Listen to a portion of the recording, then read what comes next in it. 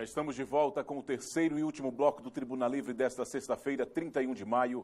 Agradecendo sempre a sua audiência e a sua companhia e relembrando que esse programa será reprisado amanhã, dia 1º de junho.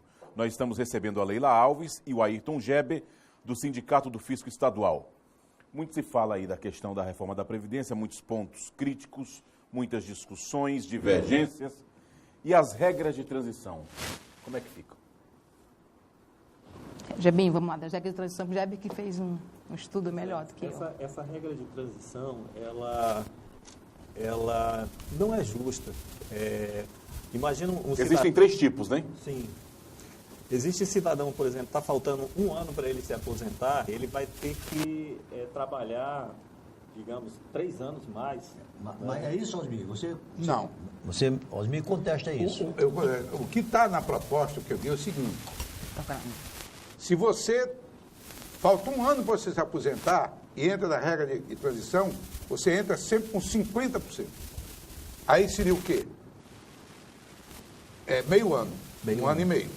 Se você tem 4 anos para se aposentar, você acrescentaria mais 2 anos. Se aposentadoria com 6. Eles estão propondo, pelo menos foi o que eu li, de repente você pode estar correto. Mas o que eu li é que eles estão dando 50% a mais do tempo normal de aposentadoria. Só isso. É o que eu li. Mas o Temer era 30%, né? Eles aumentaram. Aumentaram para 50%. Olha, você sabe que nessa discussão da reforma previdenciária, especificamente, e de toda a reforma, no jogo de ataque e defesa, ambos os lados escondem algumas verdades. Esconder verdades não é ser mentiroso. É uma estratégia de defesa. O que eu tenho visto recorrentemente, os que são contra a reforma da Previdência Social, dizem que bastaria que o governo cobrasse os chamados grandes devedores, que dá uns 800 a 1 trilhão de reais. Né?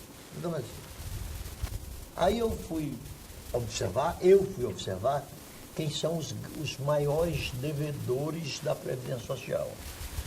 Primeiro lugar, Varig. Segundo lugar, Transbrasil. Terceiro lugar, VASP. Quinto lugar, outra empresa que já faliu. Então não há como reaver esses créditos. Então, não adianta apelar para os tais devedores. Eu não estou dizendo que eles não existam, mas não adianta você estar contando com recursos a ser arrecadados de empresas que sequer mais existem.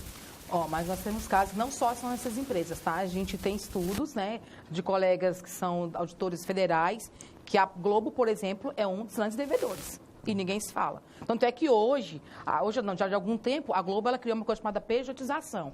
Mas a Globo é um CEPAR desse país. Não, mas mesmo assim, tem que cobrar, tem que se cobrar. Não pode jogar, não pode jogar. O Banco Itaú, tem muitos outros. Eu estou falando, o próprio Banco Bradesco, isso ninguém comenta. Até o Existe Banco perdão Brasil, o Banco Brasil também, Caixa Econômica. Eu digo assim, mas antes dele vem a Globo, vem o Banco Itaú, o Bradesco. E aí, o que a gente diz, a gente renuncia perdoa essas dívidas e aí a população mais carente não vai ser perdoada? Será que isso é justo? Será que isso é... Não, por isso que a gente questiona isso. Essas dívidas estão judicializadas. Não, o pau que dá em Chico dá em Francisco. Sim, peraí. É justo a gente cobrar da população mais carente que tem que pagar a conta? Eu discordo. Eu acredito que a maioria das pessoas, e aqui voltando a Ciso, e nós não estamos aqui, eu e Gebinho, defendendo só a questão dos auditores, não. Nós temos uma defesa muito maior. A gente entende que a defesa é pela sociedade mesmo, porque a gente quer um Estado e um país muito melhor e mais justo. É a obrigação de cada um de nós como cidadão querer esse país melhor. Mesmo de ter, vamos dizer, condições melhores em termos salariais, mas a gente não quer estar na nossa porta vendo alguém chegar na porta e ser roubado. Eu sou acriana, eu vivia na minha casa, não tinha muro, não tinha porta, estava na casa do meu vizinho e eu não tinha problema. Hoje a gente vive na rua, tem medo de chegar em casa um pouco mais tarde, porque a gente não sabe se vai chegar vivo ou morto. E isso por quê? Porque aumentou a desigualdade, aumentou a questão do desemprego em função disso. E aí a miséria aumentou. E se eu aprova da forma que está aqui, essa PEC 06, eu vou aumentar muito mais a miséria. O Paulo Guedes, ninguém se fala que o Paulo Guedes fazia parte da reforma do Chile. O próprio governo diz que o Chile é um grande exemplo, né, Porque o Paulo Guedes trabalhou na reforma, mas ninguém comenta que lá, hoje, 80% do salário foi reduzido, ninguém se comenta isso. Mas você colocou no início, acho que no primeiro ou no segundo bloco, você colocou uma coisa que eu acho fundamental e que realmente não se discute hoje. Como gerar riqueza para o país?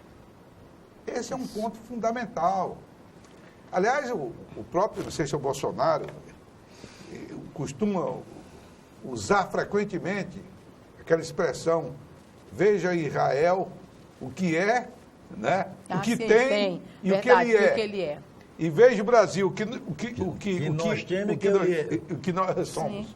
Né? Porque Israel realmente não tem nada.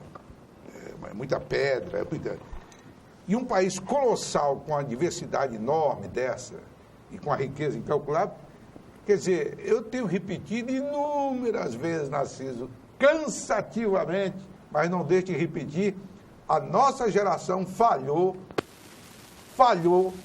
ao entregar o país para os nossos netos e bisnetos nas condições de que está. Mas podemos mudar. Está em nossas mãos ainda a mudança. Me diga uma coisa. Secretanista, está em nossas mãos.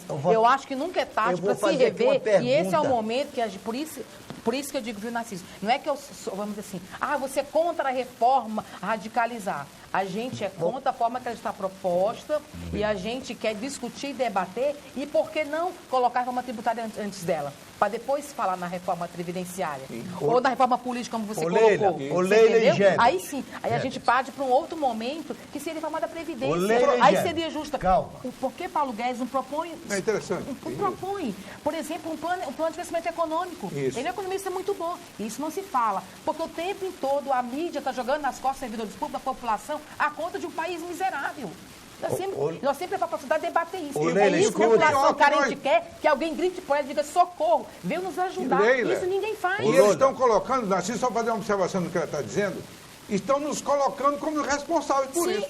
O senhor e eu, quando alguém quer confiscar o seu salário e falar que você tem que pagar 40% e mais 27% de imposto de renda, como é que vai gerar mais renda? Como é que você vai consumir mais? E isso ninguém faz, porque a população brasileira, as classes mais carentes, ela não tem conhecimento. Nós somos privilegiados, como eu já disse. Mas a gente não sabe que isso está proposto aqui. Ela é tão complexa, essa reforma, que ela embute alguma coisa, até fica no debate aqui, será que é isso mesmo? Então é muito complicada. Quando a gente quer aprovar uma coisa justa, correta, ela vem clara para as pessoas, transparente, falta transparência nessa reforma da Previdência. Não é transparente. Cala a sua boca. Escuta aqui. Ô, Gébia e Leila. Segunda-feira, última, foi cometido um ato, um gesto, no meu entender, absolutamente desatinado. O presidente da República, chefe do Poder Executivo, se reúne com o presidente da Câmara e do Senado,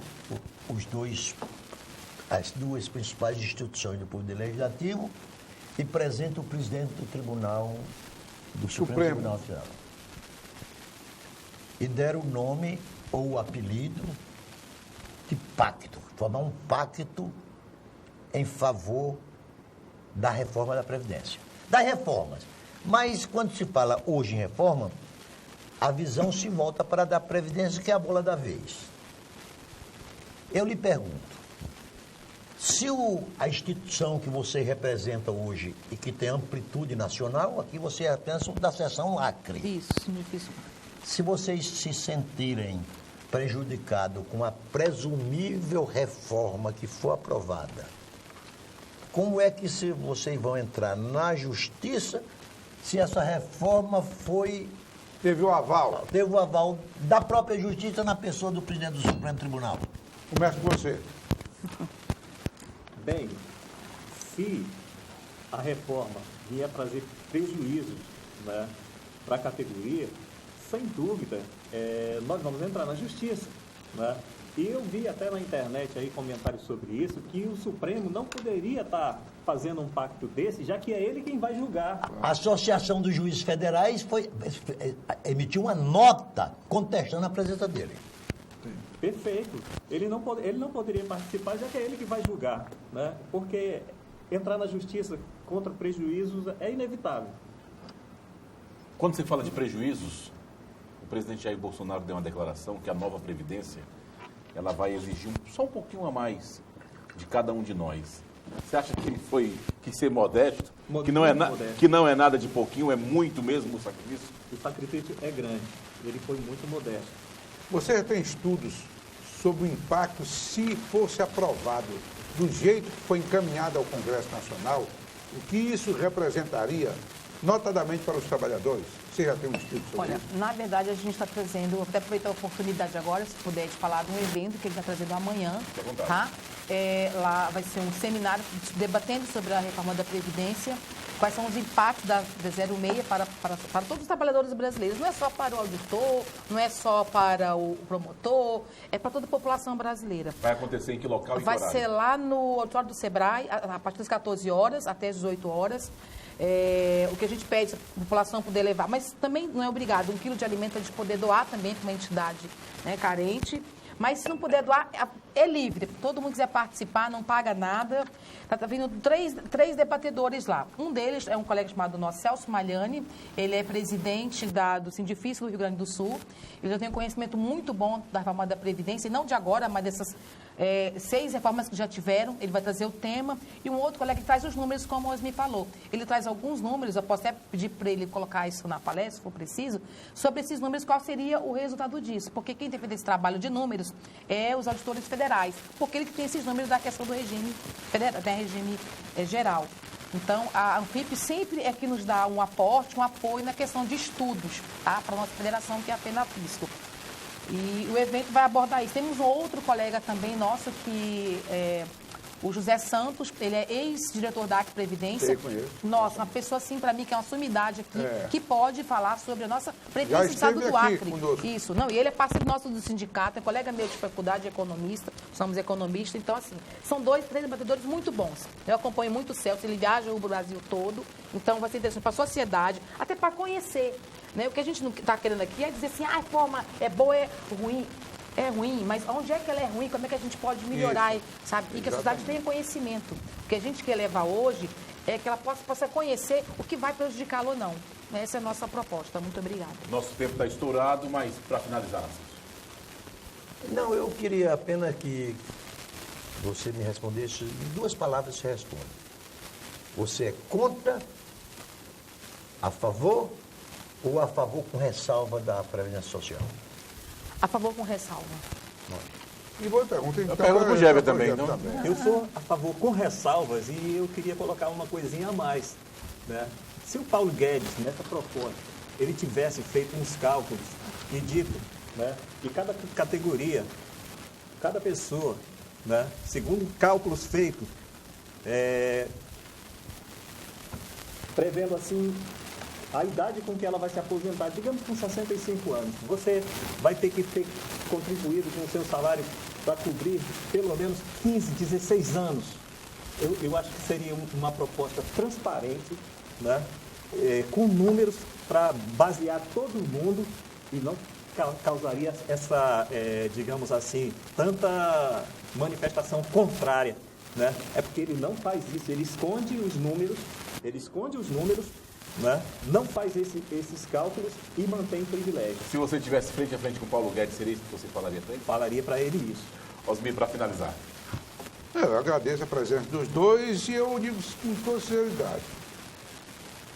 Da forma como entrou no Congresso Nacional, eu não acredito que saia aprovado daquela forma. E acredito na sensibilidade dos nossos parlamentares e que há necessidade, há sim de uma reforma, mas que não recai em cima dos trabalhadores. Leila? Tá, eu quero agradecer aqui, né, a oportunidade aqui do nosso sindicato, e falando em nome não só do Sindifício, mas em nome também da federação, em nome do trabalhador brasileiro, porque assim, eu tenho conversado com vários sindicatos, né, e a gente está junto numa briga por um país melhor.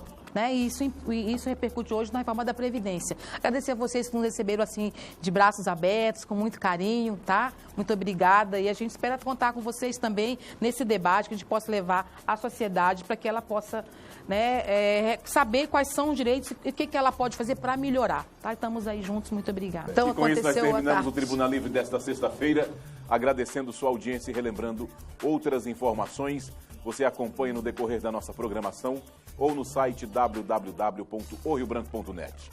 Lembrando também que esse programa será reprisado amanhã, sábado. Tenham todos uma excelente noite, bom final de semana e até a próxima sexta-feira, se Deus quiser.